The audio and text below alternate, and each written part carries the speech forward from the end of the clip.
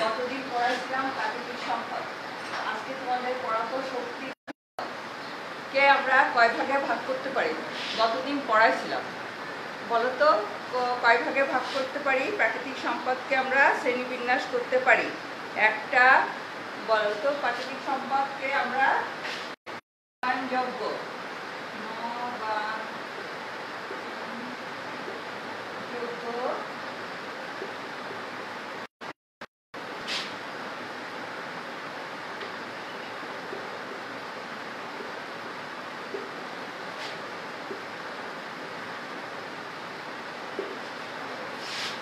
এক নাম্বার, আরেকটা আছে 2 নাম্বার।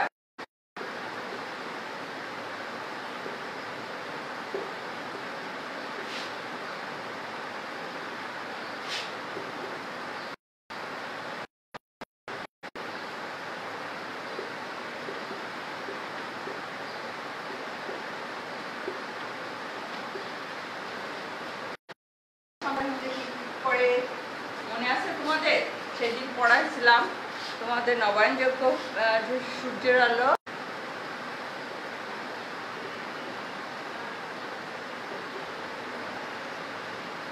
আলো ও পানি, এইটা হচ্ছে তোমার নবায়নযোগ্য প্রাকৃতিক সম্পদ। আর অনবায়নযোগ্য মানে এটা বারবার ব্যবহার করা যায়, এর পুনরায় ব্যবহার করা যায়, একবার ব্যবহার করে পুনরায় ব্যবহার করা যায়, এই নবায়নযোগ্য। আর অনবায়নযোগ্য একবারই ব্যবহার করা যাবে, সেটা হচ্ছে কি তোমার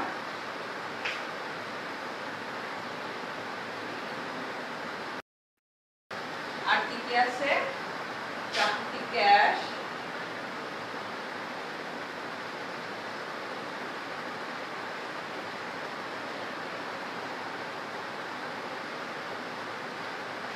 হাইড্রোজেন, প্রাকৃতিক গ্যাস,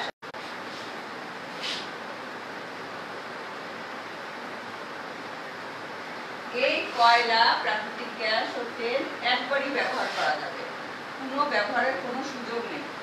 আর সূর্যের আলো, বায়ু, পানি এগুলো পাওয়া যায়। আজকে তোমাদের আমি প্রাকৃতিক শক্তি উৎপাদনের প্রাকৃতিক সম্পদের ব্যবহার, আমাদের দৈনন্দিন জীবনে শক্তির প্রয়োজন আছে, এই শক্তি আমরা কোথা থেকে পাই? প্রাকৃতিক সম্পদ থেকে পাই। এখন এই শক্তি কি কাজে লাগে? কোনো কিছু করার সামর্থ্যকে শক্তি বলে।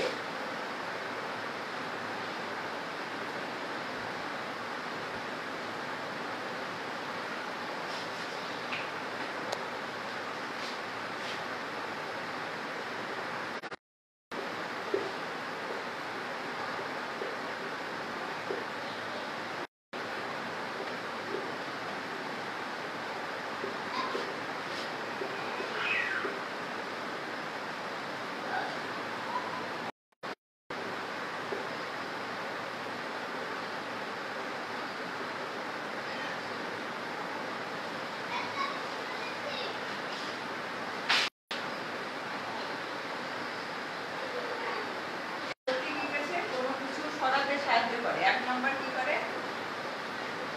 কোনো কিছু শক্তির সাহায্যে আমরা কি করতে পারি? কোনো কিছু সরাতে পারি,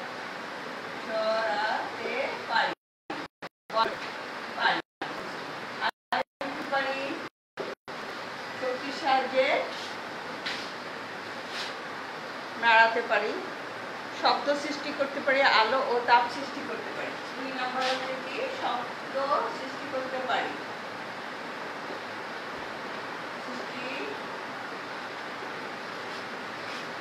করতে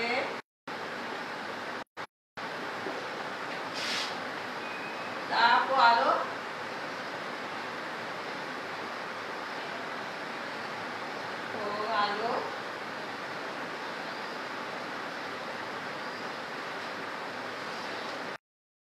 উৎপন্ন করে। এই শক্তি থেকে আমরা কি পাই? কোনো কিছু করার সামর্থ্য শক্তি বলে। শক্তি কি করে? কোনো কিছু সরাতে শব্দ সৃষ্টি করতে পারে,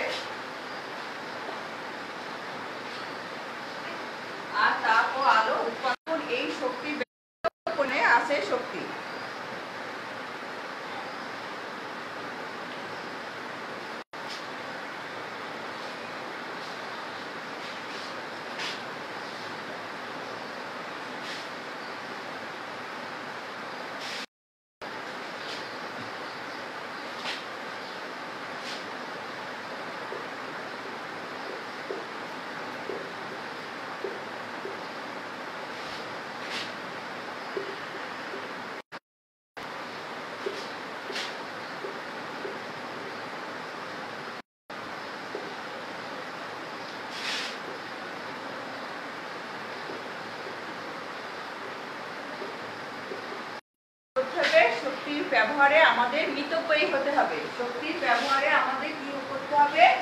প্রাকৃতিক সম্পদ ব্যবহারে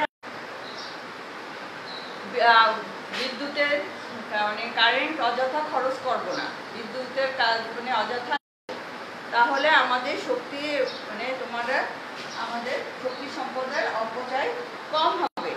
এবার শক্তি সম্পদের পুনঃব্যবহার আমরা করব।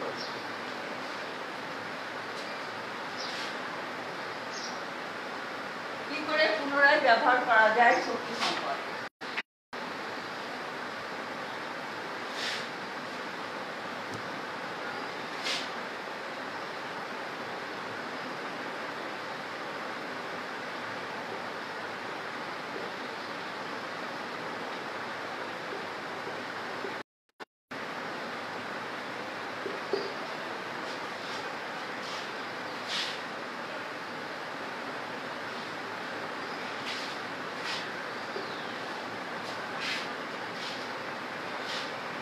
কাগজ দিয়ে ঠোঙ্গা বানায় দেখেছো?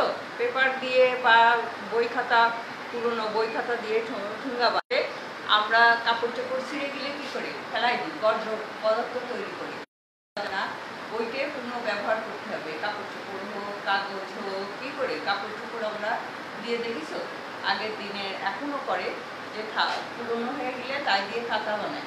পুনরায় ব্যবহার করতে হবে, সেলাই করে ব্যবহার করতে হবে, তাহলে তোমার সম্পদের কাগজ করে কাগজ বজ্র পদার্থ হিসেবে ফেলে দেওয়া যাবে না। এই কাগজ দিয়ে ঠোঙ্গা বানাবে। উপরে দেখো একটা ঠোঙ্গা ছবি দেওয়া রয়েছে, কাগজ দিয়ে পুনরায় ঠোঙ্গা বানায় দেখিছো তো? যে প্যাকেট তৈরি করে ঠোঙ্গা দিয়ে, কাগজ দিয়ে।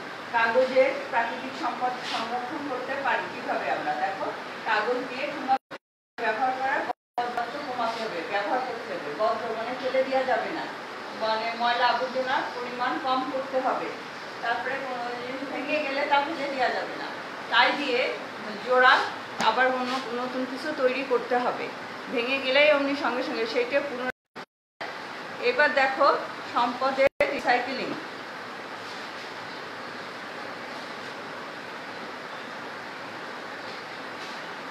এক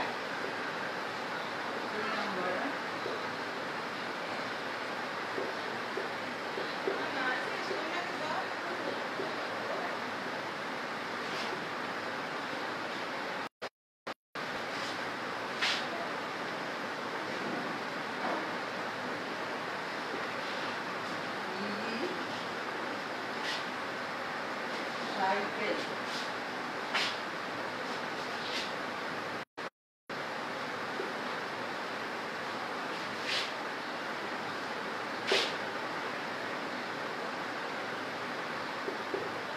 সম্পদের রিসাইকেল করা। যেরকম দেখো খবরের কাগজ দেওয়া যাবে না, ওই কাগজটাকে আবার কি রিফাইন করে নতুন করে এই কাগজটাকে দিয়ে আবার নতুন কাগজ তৈরি করতে হবে খবরের কাগজ দিয়ে। তাহলে আমাদের গাছ কাটার এইটা রিফাইন করেছে, নতুন করে রিফাইন করে এইটা আবার কাগজগুলো পুনঃ ব্যবহারের উপযোগী করেছে। এই সম্পদের রিসাইকেল করে নবায়নযোগ্য জ্বালানি ব্যবহার।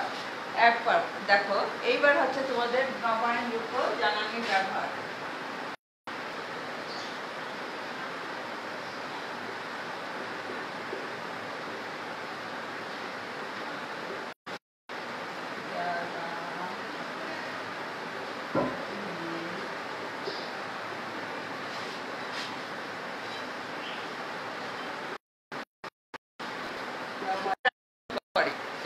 কিন্তু প্রাকৃতিক সম্পদ একবার ব্যবহার করে এগুলো আর পাওয়া যায় না, তাই নবায়নযোগ্য প্রাকৃতিক সম্পদের প্রয়োজন আছে। যেরকম দেখো, সূর্যের আলো, বায়ু ও পানি স্রোত আমরা ব্যবহার করতে পারি।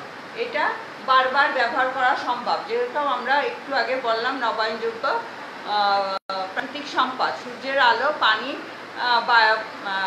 বায়ু আর পানি। অভ্যাস পরিবর্তন।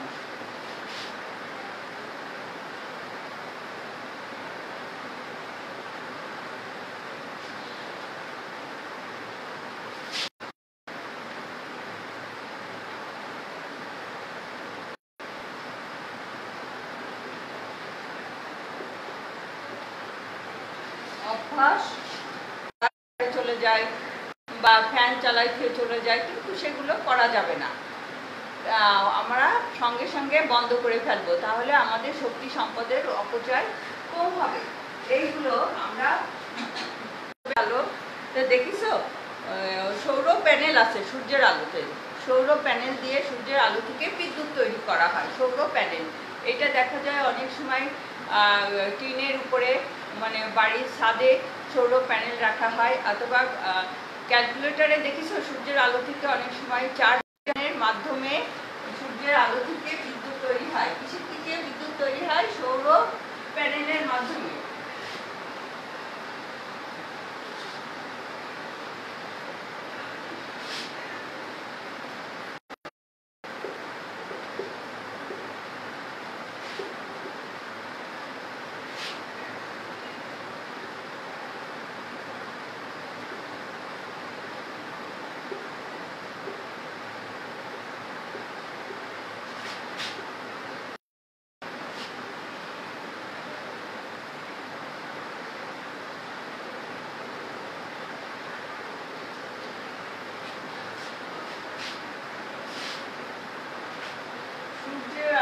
সৌর প্যানেলের মাধ্যমে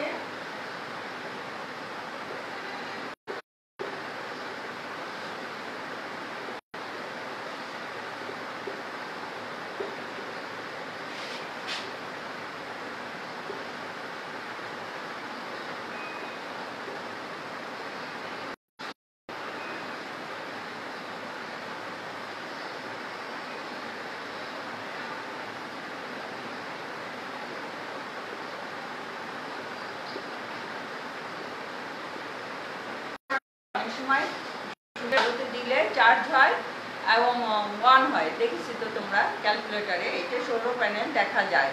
আরেকটা দেখা যায় কোন জায়গায়? বায়ু প্রবাহ। বায়ু প্রবাহ থেকে কিভাবে বিদ্যুৎ তৈরি হয়? থেকে বিদ্যুৎ তৈরি হয় কিভাবে?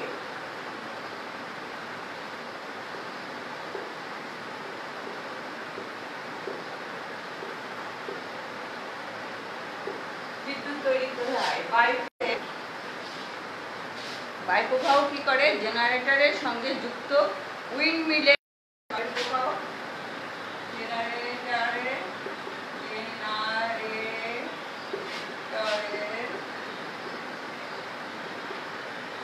সাথে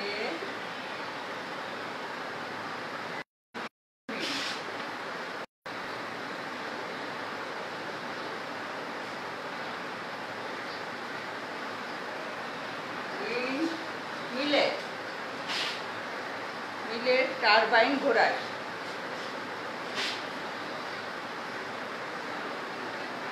টারবাইন ঘোরায়।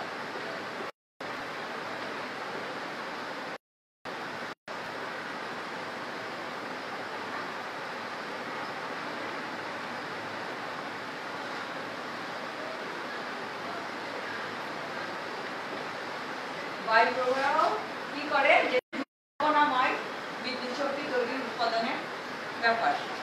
এইবার হচ্ছে কি আমরা পড়ব পানি স্রোত।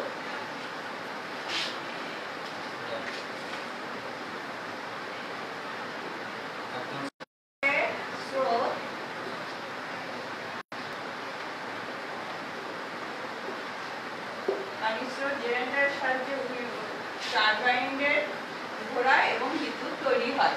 তাহলে আগামী দিনের পড়া থাকলো তোমাদের বিদ্যুৎ কিভাবে তৈরি, শক্তির সাহায্যে বিদ্যুৎ তৈরি হয় কি করে, এবং তেল, কয়লা এবং অনবায়নযোগ্য প্রাকৃতিক সম্পদ থেকে কিভাবে বিদ্যুৎ তৈরি হয়। এটা তোমরা ভালোভাবে পড়ে আসবা এবং খাতায় লিখে রাখবা। তাহলে আজকে এই পর্যন্ত পড়া মনোযোগ দিয়ে খাতায় লিখবা।